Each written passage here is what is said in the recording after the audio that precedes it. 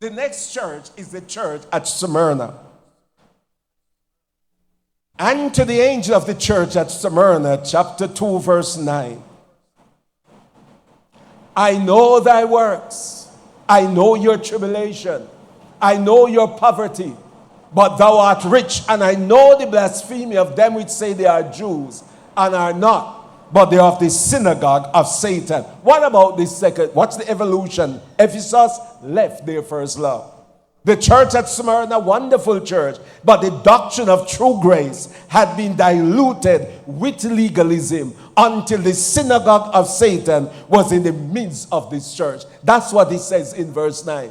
In other words, God, the devil allowed his church to step in that church.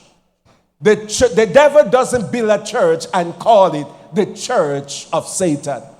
But he knows how to enter into any church and start a church within that church.